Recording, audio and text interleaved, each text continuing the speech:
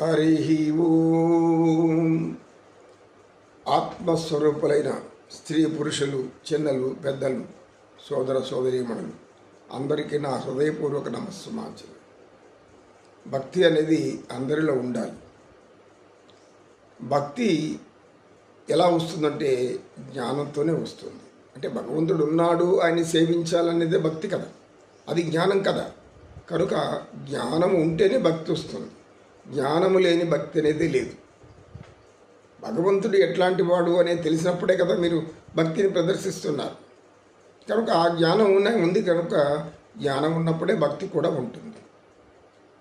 భక్తులైన వాళ్ళకి జ్ఞానం కూడా ఉంటుంది.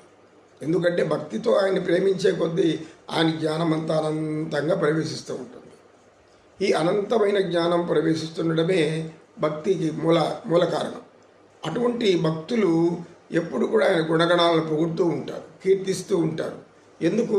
సకల గుణ సంపూర్ణుడు మనోభిరాముడు శ్రీరామచంద్రుడు. పరీక్షించడానికి, పరిశీలించి మన గుణగణాలు వీరిని ఏ కార్యమైతే చెప్పామో ఆ కార్యం చేయకుండా వీరి సులాభాపేక్షలో, స్వార్థంలో జీవిస్తూ ఉంటే ఎలాగా అది తెలుసుకోవడానికి పరీక్షలు పెడతారు ఆయన. పరమాత్ముడు సామాన్యంగా అందరికీ అంత సులభ సాధ్యుడు కాదు, భక్తికి మాత్రమే సులభ సాధ్యుడు. భక్తులు ఎప్పుడు కూడా తప్పు చెయ్యరు, పొరపాటు చెయ్యరు. చేశారంటే వాళ్ళు భక్తులు కారు, వాళ్ళు అజ్ఞానులు.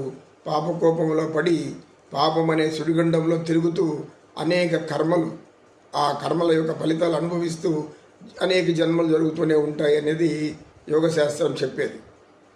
కనుక మనం ఆ యొక్క భక్తిని తెలుసుకోవాలి. భక్తితో పాటు జ్ఞానం వచ్చేస్తుంది. అయితే ఇక్కడ మనం ముఖ్యంగా గమనించాల్సింది ఏమంటే, భక్తులకు తాము జ్ఞానులము అనేటువంటి అహం ఉండదు, భక్తి ప్రదర్శిస్తారు. అది భక్తి యోగం. జ్ఞానులు తమకు భక్తి ఉంది, నేనే భక్తుడు అని చెప్పుకోరు. ఎందుకంటే జ్ఞానం వాళ్ళకి భక్తిగా మారుతుంది, జ్ఞానంలోనే ఆనందిస్తారు. అది వాళ్ళలో భక్తి, మనలో భక్తి ఉందని జ్ఞానులు కూడా వాళ్ళు అనుకోరు. శ్రావణ భూతి మళ్ళీ పైకి లేచారు. గురువుగారు, నాకు ఒక సందేహం చెప్పు నాయన. ఏమి లేదు గురువుగారు, ఈ యోగం గురించి చెప్పే వాళ్ళు ఆధ్యాత్మిక చింతనాపరులు, యోగా అనేటటువంటి విషయాన్ని ధరించిన వారు. మీరు ధారణ అంటే ధరించడం కదా, మనం యోగాన్ని ధరించాం కనుక వీరంతా ఎందుకు కాషాయ వస్త్రాల్లోనే ఉండాలి? ఇది నా సందేహం అన్నారు. ఏం చెయ్యాలి? యోగ జ్ఞానాన్ని ఎవరెవరైతే ఆప్తులు, ఆప్తవాక్యము, ఆగమశాస్త్రం అనే ఉంది కదా, ఆగమశాస్త్రం తెలిసినటువంటి ఆప్తులు అంటాం. వాళ్ళు ఆప్తులు చెప్పింది అంటే ఏమి? వాళ్ళు అనుభవించి స్వయంగా గ్రహించి తెలుసుకున్న సత్యం. కనుక వీళ్ళు ఆప్తులు మనకు అనేక విషయాలు చెప్తూ ఉంటారు. అది జ్ఞానం కింద మనం వస్తూ ఉంటుంది. అయితే నీవు అడిగిన ప్రశ్న, రక్షక భటులు ఉన్నారు. రక్షక భటులు ఎలా గుర్తిస్తావు? వారి వేషధారణ, వాళ్ళ చేతిలో ఒక శూలం. ఇది నాయకులు అనుకుందాం, వాళ్ళే వేషధారణలో ఉంటారు, వాళ్ళు అప్పుడు గుర్తించవచ్చు. అటువంటి ఇక పిల్లలు చదువుకునే వాళ్ళని చూస్తే ఒక్కొక్క పాఠశాలకు సంబంధించినటువంటి ఆ పాఠశాల దుస్తులు ధరిస్తారు సాంప్రదాయాన్ని అనుసరించి. దాన్ని యూనిఫామ్ అంటారు.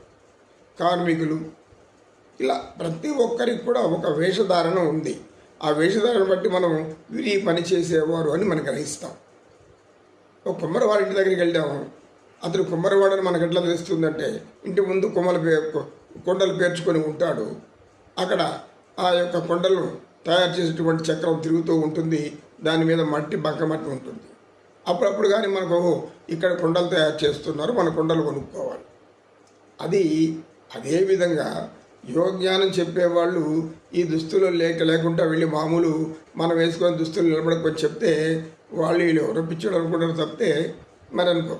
అందుకని వేషము అనేది ఆ యొక్క వ్యక్తి యొక్క గుణగణాలను తెలియచేస్తుంది. అంటే వారికి ఉన్నటువంటి ఏదైతే ధరించి ఉన్నారో ధారణ అతి ముఖ్యం కదా. ఈ ధారణ అనే విషయం మనం తెలుసుకోవాలంటే వారి వేషభాషలు అతి ముఖ్యం. దీని వెనుక ఉన్న రహస్యం. ఇది చిన్నపిల్లలని అడిగినా చెప్తారు. నీకెందుకు ఇలా అంటే ఆలోచన ఇంకా రాలేదు, నాకు అర్థం కాలేదు అని సత్యనిష్ఠుడు శ్రావణుడి బతికి చెప్పి, కాషాయం అనేది వేషం కాదు, ఇది మన జ్ఞానాన్ని తెలిపేటటువంటి ఒక చిహ్నము. భారతీయ సనాతన ధర్మాన్ని ఎవరు చెప్పాలనుకున్నా ఇలా చెప్తే అందరికీ అప్పుడు అవగతమవుతుంది. శంఖంలో నుంచి పోస్తేనే కానీ తీర్థం కాదు కదా.